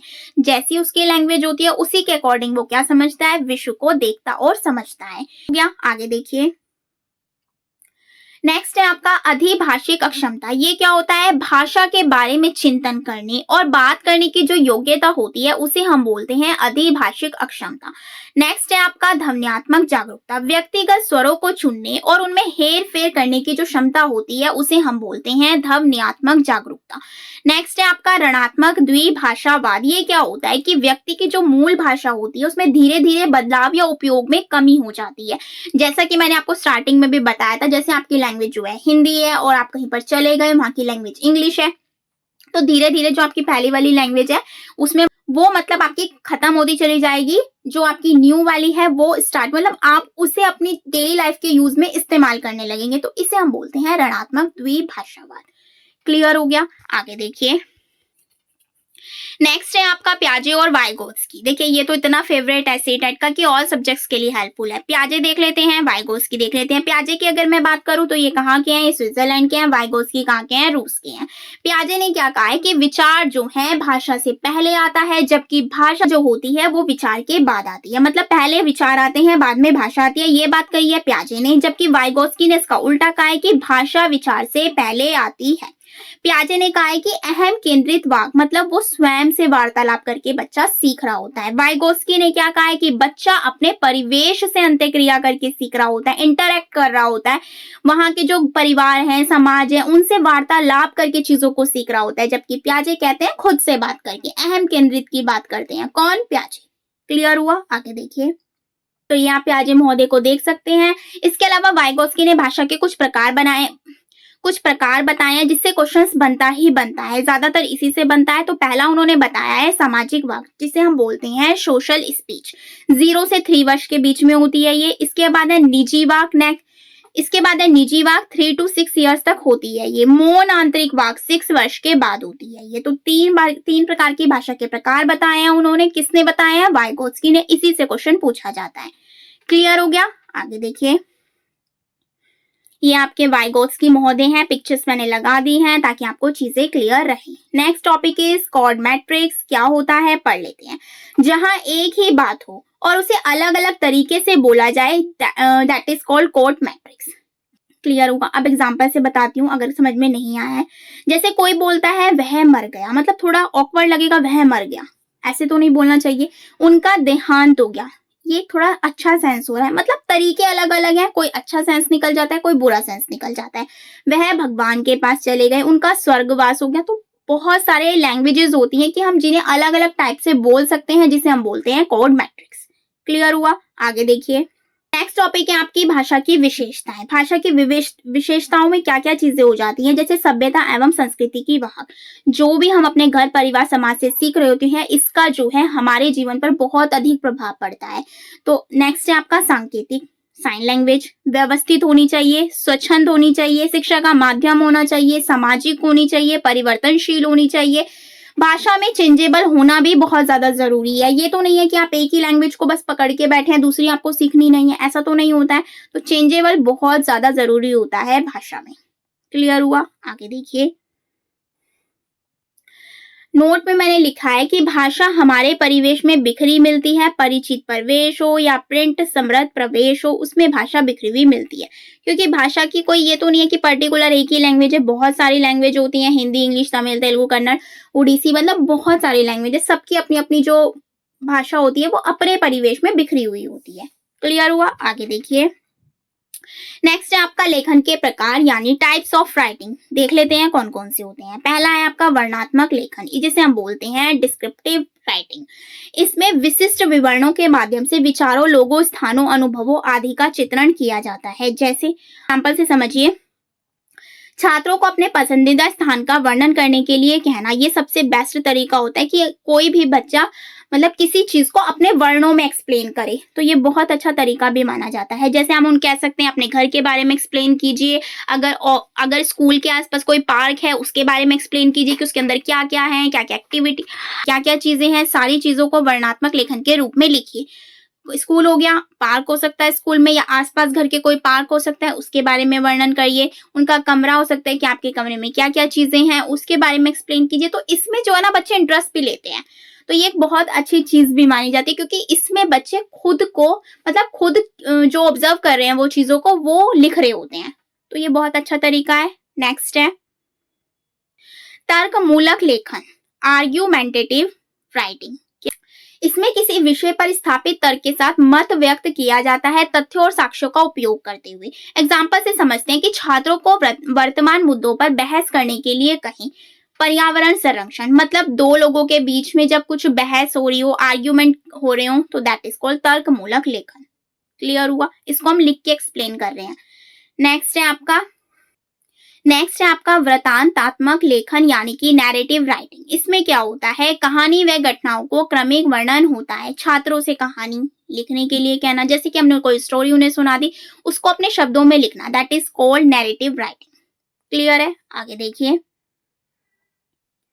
नेक्स्ट है आपका एक्स्ट्रापोलेटिव लेखन कार्य, जिसे हम बोलते हैं एक्स्ट्रापोलेटिव, इसे इंग्लिश में भी सेम बोलते हैं। यह विचारों, स्थितियों और परिदृश्यों को विस्तार देने और उन पर अटकलें लगाने का कार्य करता है। उदाहरण के लिए देख लेते हैं, जैसे छात्रों से किसी कहानी या घटना के अनजाने या अनसुने पहलुओं पर लिखने को कहें, जैसे किसी ऐतिहासिक घटना के भविष्य अटकलें। मतलब बहुत सारी चीजें ऐसी होती हैं जो उनके पूर्व में घटित हुई होती हैं, इतिहास में घटित हुई होती हैं, उनके बारे में बच्चों से लिखने के लिए कहना, दैट इज कॉल्ड एक्स्ट्रापोलेटिव लेखन। क्लियर है? आगे देखिए। नेक्स्ट है आपका व्यक्ति परक लेखन यानी कि सब्जेक्टिव राइटिंग। इसमें क्या होता है कि इसमें लेखक की किसी निजी भावनाएं होती हैं, अनुभव, विचार शामिल होते हैं। जैसे छात्रों को उनके जीवन के किसी विशेष अनुभव या उनके सपनों पर निबंध लिखने के लिए कहना, क्योंकि बहुत से बच्चे ऐसे होते हैं जो बचपन में ही सपने देखना स्टार्ट कर देते हैं और उसके बारे में बच्चों को लिखने के लिए कहना, ये भी एक पॉजिटिव चीज हो जाती है, इंटरेस्टिंग वाली चीज हो जाती है, जिसमें बच्चे इंटरेस्ट लेते हैं। क्लियर है? आगे देखिए। नेक्स्ट है आपका घोषणात्मक ज्ञान। This is very very again important topic, जिसे हम बोलते हैं डिक्लेरेटिव नॉलेज, जो कि फैक्ट या व्हाट मतलब क्या वाले प्रश्नों पर आधारित होती है और फैक्ट पर आधारित होती है। देख लेते हैं क्या क्या पॉइंट समझते हैं। ये फैक्ट पर आधारित होती है, मतलब डायरेक्ट इसके अंदर क्वेश्चन पूछा जाए, डायरेक्ट उसका आंसर हुआ, दैट इज कॉल्ड फैक्ट। यह समझने की बजाय रटने पर बल देता है। यह औपचारिक भी होता है, इसमें क्या का जवाब मिलता है। मतलब कुछ भी आप जैसे क्वेश्चन पूछ रहे हैं कि आपका नाम क्या है, मतलब क्या का आंसर मिलना, दैट इज कॉल्ड घोषणात्मक ज्ञान। सीमित अभ्यास के रूप में होता है ये। व्याकरणिक तत्वों के बारे में जानकारी व्याकरण घोषणात्मक ज्ञान है। जैसे सूर्य पूरब से उगता है, तो हमें क्या का आंसर मिल गया। आयत का क्षेत्रफल क्या है। क्लियर हुआ? इसके अन्य नाम भी आप देख सकते हैं। पहला तो मैंने घोषणात्मक बता दिया, इसके अलावा वर्णनात्मक, प्रस्तावनात्मक, तथ्यात्मक एंड सैद्धांतिक ज्ञान। इसके अन्य नेम में बहुत बार क्वेश्चन आए, किसका अन्य नेम क्या है, तो पता होना चाहिए, नोट कर लीजिएगा, बहुत हेल्प होगी। क्लियर है? आगे देखिए। नेक्स्ट है आपका प्रकार्यात्मक ज्ञान। इसमें क्या होता है, प्रोसेस एंड हाउ का जवाब मिलता है। देख लेते हैं पॉइंट्स। इसमें प्रोसेस शामिल होता है, मतलब कोई भी चीज हो वो प्रक्रिया से चल रही होती है। अनौपचारिक होता है, किसी काम को कैसे करना है इसके बारे में ज्ञान होता है, वही चीज बताया प्रोसेस के तौर पर। कौशलात्मक ज्ञान कहते हैं इसे, स्वयं करने पर बल देता है, समझ पर बल देता है, संप्रेषण में, व्याकरण के नियमों को लागू करने में। जैसे चाय कैसे बनती है, एक केक कैसे तैयार किया जाता है, जहां पर कैसे का जवाब चाहिए होगा प्रक्रियात्मक, जहां पर क्या का जवाब चाहिए होगा घोषणात्मक। क्लियर हुआ? इसके अलावा प्रक्रियात्मक ज्ञान जो होता है उसके अन्य नेम भी होते हैं, जैसे कि व्यवहारिक ज्ञान, प्रदर्शनकारी ज्ञान, अनिवार्य ज्ञान एंड कार्य विधि ज्ञान। तो ये कुछ इंपॉर्टेंट नेम है जो किसके हो जाते हैं, प्रक्रियात्मक ज्ञान के। आप पढ़ते हैं कुछ बहुभाषिकता के बारे में। कक्षा में जो हम बहुभाषिकता साधन यूज करते हैं उनके बारे में पढ़ लेते हैं, जैसे कि कक्षा में विभिन्न भाषाओं का प्रयोग करना सांस्कृतिक आदान प्रदान का भी माध्यम होता है। भिन्न भाषाओं के प्रयोग से सभी छात्रों को एक दूसरे की भाषा समझने का अवसर मिलता है। मतलब कि अगर क्लास में डिफरेंट स्टेट के लोग हैं, डिफरेंट टाइप के लोग हैं, तो वो एक दूसरे की भाषा को भी समझ सकते हैं। ये बहुभाषिकता का बहुत बड़ा रोल हो जाता है। किसी की लैंग्वेज हिंदी है, किसी की इंग्लिश है, किसी की तमिल, तेलुगु, मतलब जब वो एक दूसरे से इंटरेक्ट, एक दूसरे से बात करेंगे तो उनकी लैंग्वेज में भी डिफरेंस देखने को मिलता है। वो उस भाषा को भी सीख सकते हैं, तो इसका बहुत बड़ा रोल हो जाता है। नेक्स्ट पॉइंट है, वह अपनी मातृभाषा को सम्मान करने के साथ ही दूसरों की भाषाओं एवं संस्कृतियों का सम्मान करना सीखते हैं। दूसरी चीज ये भी हो जाती है कि हम दूसरों की लैंग्वेज का भी सम्मान, उन्हें रेस्पेक्ट दे रहे हैं। बहुभाषिकता का गुण बच्चों में रचनात्मकता का भी विकास करता है, क्रिएटिविटी का गुण पाया जाता है उनके अंदर। बच्चों की भाषा विविधता एक संसाधन के रूप में भी प्रयोग की जाती है, क्योंकि इससे हमें अदर लैंग्वेज सीखने का भी प्रोत्साहन मिलता है। तो ये एक बहुत ज्यादा पॉजिटिव चीज है कक्षा में बहुभाषिकता का यूज होना। इसके अलावा मैंने नोट में लिख दिया है कुछ इंपॉर्टेंट पॉइंट्स, जैसे कि एनसीईआरटी किसको साधन मानता है? बहुभाषिकता को। बहुभाषिकता का मतलब क्या होता है कि एक ही कक्षा में कई भाषा बोलने वाले बच्चे, जैसा कि मैंने बता दिया आपको, हिंदी, इंग्लिश, तमिल, तेलुगु, जब वो एक दूसरे से इंटरेक्ट करते हैं तो वो उस भाषा को भी सीख रहे होते हैं कहीं ना कहीं। बहुभाषी कक्षा में बच्चे की मातृभाषा को संसाधन के रूप में प्रयोग किया जाता है, क्योंकि वो अलग अलग स्टेट से आता है, अलग अलग सिटी से आता है, या अलग अलग कहीं से भी आता है। वो अगर उसकी लैंग्वेज जो है डिफरेंट टाइप की है तो वो एक संसाधन के रूप में कार्य करेगा और वो उसकी मातृभाषा कहलाएगी। भाई कोई तेलुगु बोलता है तो वो उसकी मातृभाषा होगी, तमिल बोलता है तो तमिल होगी, अगर इंग्लिश बोलता है तो इंग्लिश होगी। तो सबकी मातृभाषा का जो है वो डिफरेंट होती है। मातृभाषा का मतलब होता है जो उसकी घर की लैंग्वेज होती है, मतलब जो वो अर्जित करता है, स्टार्टिंग से जो स्टार्ट होती है उसे हम बोलते हैं मातृभाषा। और मातृभाषा का मतलब हिंदी ही नहीं होता है, मातृभाषा का मतलब होता है जो उसकी पर्टिकुलर लैंग्वेज है, यानी कि हिंदी, इंग्लिश, संस्कृत, तेलुगु, तमिल, कन्नड़, कुछ भी हो सकता है। बहुभाषिकता हमारी पहचान भी है और हमारी सभ्यता व संस्कृति का अभिन्न अंग भी है, जो हमें बताता है कि हम इस संस्कृति से बिलोंग करते हैं। क्लियर हो गए पॉइंट? आगे देखिए, टॉपिक है सतत एवं व्यापक मूल्यांकन। This is very again important topic, CCE जिसे हम शॉर्ट में बोलते हैं। इसकी फुल फॉर्म देख लेते हैं पहले CCE की। CCE की फुल फॉर्म जो होती है वो होती है कंटिन्यूअस कॉम्प्रहेंसिव इवैल्यूएशन। बहुत बार पूछी गई है, बहुत इंपॉर्टेंट है। होता क्या है देख लेते हैं। इसके अंदर देखिए आपको दो चीज याद रखनी है, ये शैक्षिक और गैर शैक्षिक दोनों पहलुओं पर वर्क करती है। बस एक छोटी सी यही चीज याद रख लेना, इसी से क्वेश्चन बन जाता है। पर देख लेते हैं एक बार क्या लिखा हुआ है इसमें भी। राष्ट्रीय शिक्षा नीति 1986 के अनुसार सतत एवं व्यापक मूल्यांकन, जिसमें मूल्यांकन के शैक्षिक एंड गैर शैक्षिक। शैक्षिक और गैर शैक्षिक होता क्या है? शैक्षिक का मतलब होता है जो क्लास के दौरान, यानी क्लास के अंदर जितनी भी टीचिंग चीजें होती हैं उसके अंदर जो भी एक्टिविटीज करवाई जाती है क्लास के अंदर ओनली, वो सारी इसके अंदर इंक्लूड की जाती है। और गैर शैक्षिक में क्या होता है? क्लास के बाहर की एक्टिविटी इंक्लूड की जाती है, लाइक उसका खेलना हो गया, बैठना, उठना, लंच करना, ये सारी जो भी एक्टिविटीज होती हैं वो आती हैं आपके गैर शैक्षणिक के अंतर्गत। तो इसके अंदर दोनों का रोल होता है, इस चीज को माइंड में बिठा लीजिएगा, बहुत इंपॉर्टेंट है। जो शिक्षा की संपूर्ण अवधि के लिए हो, इस पर जोर देती है। संपूर्ण अवधि का मतलब यही हो गया कि उसकी अदर एक्टिविटीज भी एंड क्लास की एक्टिविटीज भी। इसका उद्देश्य क्या होता है? छात्रों के सीखने की प्रक्रिया को निरंतर और समग्र रूप से मूल्यांकित करना। निरंतर मूल्यांकन में क्या आ जाएगा? देखिए अब दोनों को अलग अलग समझ लेते हैं, कंटिन्यूअस एंड कॉम्प्रिहेंसिव को। निरंतर का मतलब छात्रों की प्रगति का जो मूल्यांकन है वो पूरे वर्ष के दौरान किया जाता है, जैसे कि आप क्लास में टीच कर रहे हैं, उसी के साथ साथ फीडबैक भी ले रहे हैं बच्चों का, दैट इज कॉल्ड निरंतर मूल्यांकन, जिसे हम कंटिन्यूअस प्रोसेस भी कहते हैं। नेक्स्ट है कॉम्प्रिहेंसिव। इसमें क्या होता है? यह छात्रों की सभी क्षमताओं, ज्ञान, कौशल, रचनात्मक, क्रिएटिविटी, शारीरिक विकास, फिजिकली एंड मानसिक, मेंटेलिटी, इन सभी का मूल्यांकन करता है। कौन? कॉम्प्रिहेंसिव। तो दोनों का मिक्सअप जो मैंने बताया, शैक्षिक एंड गैर शैक्षिक। क्लियर हुआ? नेक्स्ट है आपका SBA, ये भी कहीं ना कहीं किससे इंक्लूड होता है? CC से। स्कूल बेस्ड असेसमेंट बोलते हैं, इसकी फुल फॉर्म इंपॉर्टेंट है। इसमें क्या होता है? टीचर बाहरी पेपरों की जगह खुद ही उनकी क्षमताओं को बेहतर बनाता है, मतलब खुद ही वो चीजों को कर रहा होता है। कौन? स्कूल। अब देख लेते हैं टाइप्स ऑफ इवैल्यूएशन जो कि इंपॉर्टेंट हो जाते हैं फॉर योर एग्जाम पर्पस। पहला होता है आपका portfolio, second is record, third is rating skills, fourth is rubrics, fifth is checklist. धीरे धीरे समझते हैं इनमें होता क्या है। अगर मैं बात करूं रिकॉर्ड की, तो वो एनेक्डोटल एंड क्यूमुलेटिव रिकॉर्ड भी होता है। मतलब ये दो टाइप के होते हैं रिकॉर्ड जो होते हैं, इनको आपको याद रखना है। फॉर्मेटिव क्या होता है? जो पढ़ाई के दौरान किया जाता है। समेटिव क्या होता है? जो लास्ट में किया जाता है, that is called summative. Clear हुआ? आगे देखिए,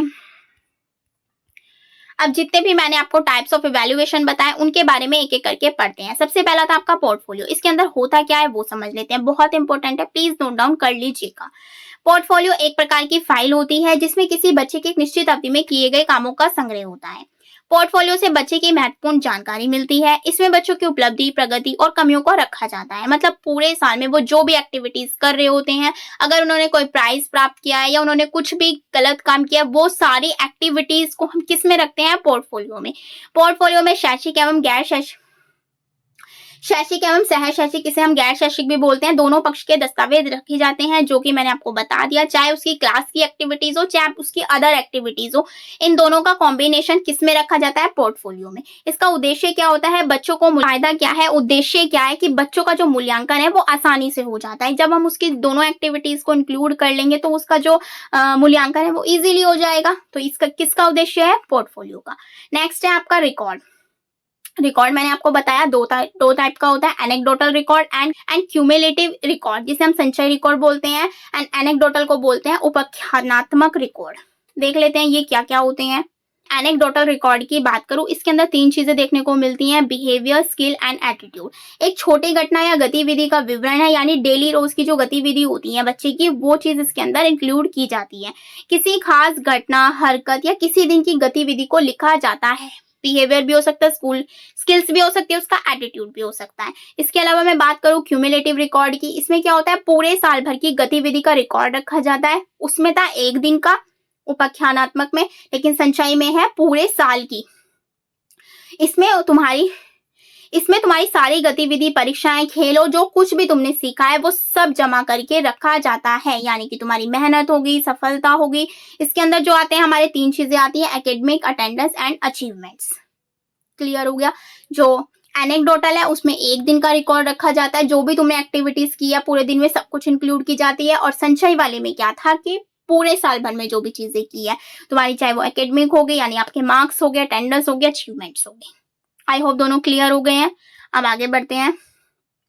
नेक्स्ट है आपका रूब्रिक्स। रूब्रिक्स क्या होता है? यह एक ऐसा असेसमेंट का टूल है जो स्पष्ट रूप से लिखित से मौखिक तक किसी भी तरह के स्टूडेंट्स के काम के सभी घटकों में अचीवमेंट को इंडिकेट करता है। देखिए मैंने डायग्राम भी बना दिया, किसमें उसने पॉजिटिव चीज की है और किसमें उसने नेगेटिव चीज की है। दोनों चीजों का जो रिकॉर्ड रखता है that is called rubrics. Next है आपका चेकलिस्ट। यह क्या होता है? आकलन होता है, ज्यादातर यस और नो में होता है। मतलब उसने ये वाली एक्टिविटी की है, सही है, ये नहीं की है, इस तरीके से जो चेकलिस्ट बनाई जाती है उसे हम बोलते हैं चेकलिस्ट, जिसके अंदर हम आकलन का प्रयोग करते हैं। नेक्स्ट है आपका रेटिंग स्केल। इसके माध्यम से पता चलता है कि बच्चे ने कितना सीखा, क्या कर रहा है, क्या नहीं कर रहा है, मतलब किसमें उसकी ज्यादा एक्टिविटीज है, किसमें उसकी कम एक्टिविटीज है। सारी चीजों का जो रिकॉर्ड रखता है वो है आपका रेटिंग स्केल। क्लियर हो गए पांचों के पांचों? आई होप पांचों के पांचों बहुत अच्छे से क्लियर हुए हैं। अब आगे बढ़ लेते हैं। नेक्स्ट है आपका उपचारात्मक शिक्षण। क्या होता है? जो हम करते हैं निदानात्मक परीक्षण के बाद। निदानात्मक का मतलब क्या था? कठिनाइयों, कमियों का पता लगाना, और उपचारात्मक का मतलब होता है इन कठिनाइयों, कमियों को दूर करना। इनका जो हम प्रयास करते हैं, उपचार करते हैं, दैट इज कॉल्ड उपचारात्मक शिक्षण। होता क्या है देख लेते हैं। उपचारात्मक शिक्षण निरीक्षण परीक्षण के बाद आता है। शिक्षण में कठिनाइयों को दूर करने का प्रयास किया जाता है। उपचारात्मक शिक्षण से बच्चों के आत्मविश्वास में वृद्धि होती है।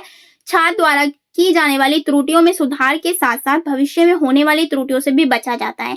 शिक्षण रोचक, उद्देश्यपूर्ण व प्रभावशाली बनाने में भी सहायता मिलती है। देखिए मैं शॉर्ट वे में आपको बता देती हूँ। जैसे कि डॉक्टर के पास हम जाते हैं, अपनी कमियों को बताते हैं, मतलब हम बताते हैं कि हमें क्या प्रॉब्लम आ रही है, और फिर डॉक्टर क्या करता है? उसका उपचार करता है। तो इसी तरीके से निदानात्मक और उपचारात्मक होता है। निदानात्मक क्या बताता है? कठिनाई, कमियों को बताना, मतलब उनका पता लगाना, और जो हमारा उपचारात्मक होता है वो इन सब चीजों का उपचार करता है, प्रॉब्लम का सॉल्यूशन करता है। क्लियर हो गए दोनों? आगे देखिए। इसके अलावा देखिए आपसे पूछा जाता है, जो हिंदी की बात करूं मैं, हिंदी में देखिए आपकी पैडागोजी आ जाती है और गद्यांश पद्यांश आ जाता है। वही सब मैंने इसके अंदर इंक्लूड किया है। गद्यांश पद्यांश की तो देखिए प्रीवियस ईयर्स प्रैक्टिस करेंगे ना आप, वो आपके लिए बहुत ज्यादा हेल्पफुल होगा। गद्यांश पद्यांश की आप जितनी ज्यादा प्रैक्टिस करोगे उतना ज्यादा आपके लिए अच्छा होगा। ये आप कहीं से भी कर सकते हैं, किसी भी ईयर के PYQ लगा सकते हैं, गद्यांश पद्यांश वहां से कर सकते हैं। यूपी टेट हो गया, सी टेट एंड अदर किसी भी टेट का आप ये चीज लगा सकते हैं। जरूरी नहीं है सी टेट का ही लगाना है, प्रैक्टिस इज मैंडेटरी। इसके अलावा मैं आपको ट्रिक बता देती हूँ। गद्यांश पद्यांश सॉल्व करने की जो ट्रिक होती है वो देख लेते हैं।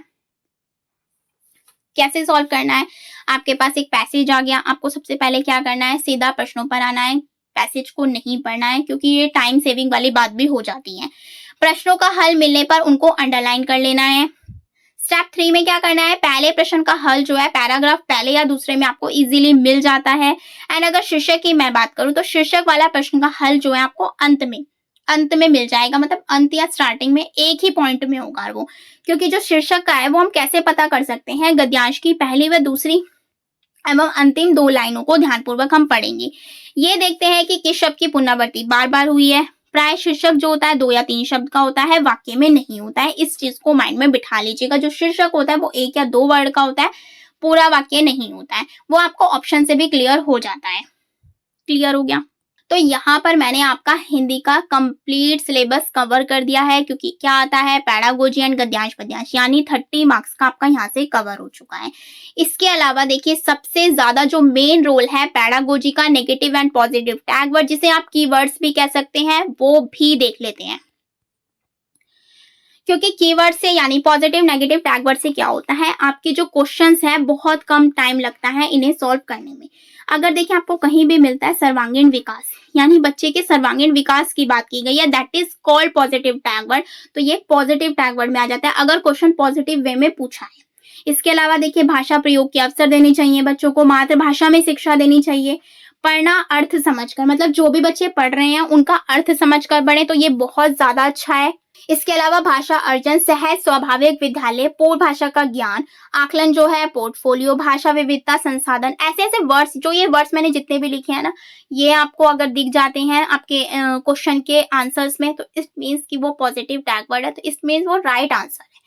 तो इसके अलावा विचारों की अभिव्यक्ति, भाषा सीखने की क्षमता जन्मजात किसने बताई है, नाम चोम्स्की ने, ये बहुत इंपॉर्टेंट है। लेखन मौलिक विचार, बाल साहित्य का प्रयोग, प्रिंट समृद्ध माहौल होना चाहिए, विविधता और भिन्नता का सम्मान, भाषा अधिगम, प्रयास पूर्ण विद्यालय के जाने के बाद, रचनात्मक आकलन, भाषा का समूत करना, पाठ्य सामग्री बच्चों की पहुंच में, संज्ञानात्मक प्रोत्साहित करना बच्चों को, आकलन, पोर्टफोलियो, बाल केंद्रित, लचीलापन, प्रेरणा।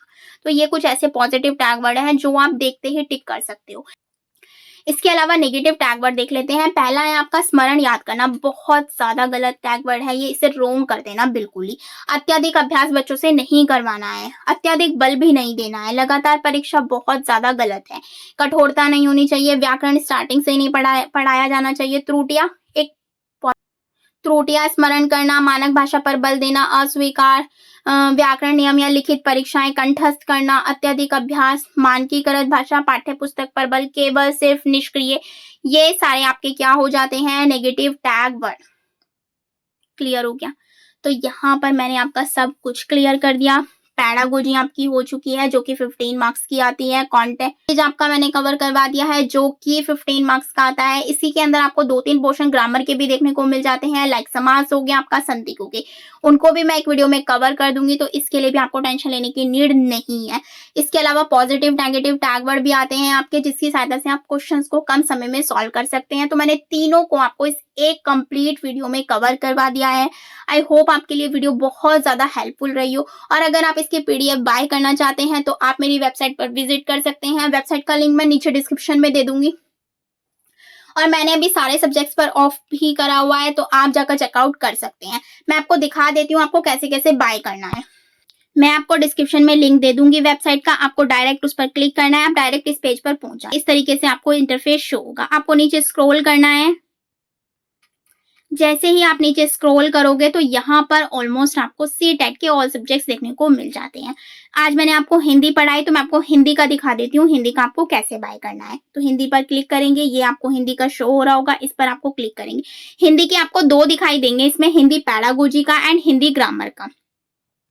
हिंदी ग्रामर का भी आपको इसमें देखने को मिल जाएगा। तो आपको पैडागोजी वाले सेशन पर क्लिक करना है, क्योंकि पैडागोजी का ज्यादा रोल है सी टेट में, ग्रामर का इतना नहीं है, लेकिन आप ग्रामर लेना चाहते हैं वो आपकी चॉइस है। पैडागोजी पर आप क्लिक करेंगे, इस वाले पर आपको क्लिक करना है।